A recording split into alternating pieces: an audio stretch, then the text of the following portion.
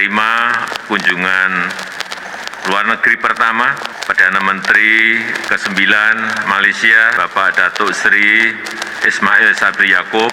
Sebagai negara tetangga dekat dan bangsa serumpun, Jadi banyak netizen Malaysia yang menyebut bahwa Presiden Jokowi mengatakan dalam pidatonya bahwa Indonesia dan Malaysia merupakan bangsa serumpun. Sebelum kita lanjut, Mimin kasih lihat dulu komentar-komentar yang mengaku saudara bangsa serumpun. Berikut komentarnya. Oke, kita lanjut. Sikap Presiden Jokowi yang menyebut Indonesia dan Malaysia adalah saudara bangsa serumpun. Itu merupakan bahasa politis ataupun sikap politis seorang kepala negara. Perdana Menteri Australia pun menyebut bangsa Indonesia adalah saudara mereka, tetangga dekat mereka, sahabat sejati mereka. Ya, itu hanyalah bahasa politis. Mana ada orang Australia mau membagi nasionalisme kebangsaannya dengan negara lain, itu semua omong kosong. Itu tidak nyata. Jadi saudara sebangsa di Indonesia hanya merujuk pada orang Indonesia yang berkewarganegaraan Indonesia. Walaupun mereka berasal dari Eropa, Tiongkok, India, dan sebagainya. Jika berkewarganegaraan Indonesia, mereka yang disebut sebagai saudara sebangsa. Jadi kalau berkewarganegaraan asing tapi berketurunan Indonesia, mereka bukan disebut sebagai saudara sebangsa, tapi disebut sebagai diaspora Indonesia atau disebut sebagai orang asing yang berketurunan Indonesia. Orang Indonesia tidak pernah menyebut orang Suriname, orang Madagaskar dan Papua Nugini saudara serumpun, karena memang teori saudara serumpun itu tidak ada di Indonesia.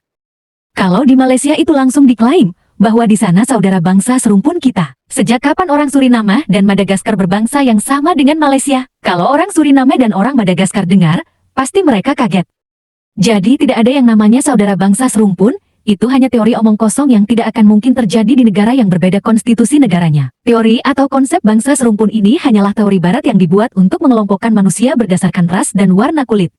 Konstitusi negara Indonesia tidak seperti itu. Konstitusi negara Indonesia melarang keras mengelompokkan manusia berdasarkan ras dan warna kulit. Jadi di Indonesia tidak ada konsep seperti itu, bahkan aturan penggunaan istilah pribumi dan non-pribumi di Indonesia telah dihapus.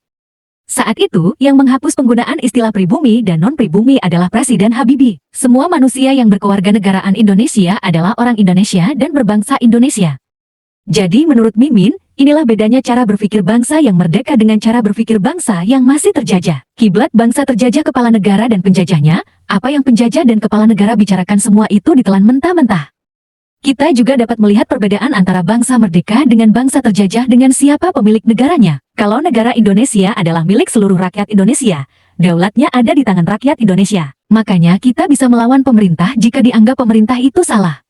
Jangan heran juga, kalau Indonesia diusik negara lain, rakyatnya turun langsung tanpa harus diperintah, karena pemilik sah negara kesatuan Republik Indonesia ada di tangan rakyat.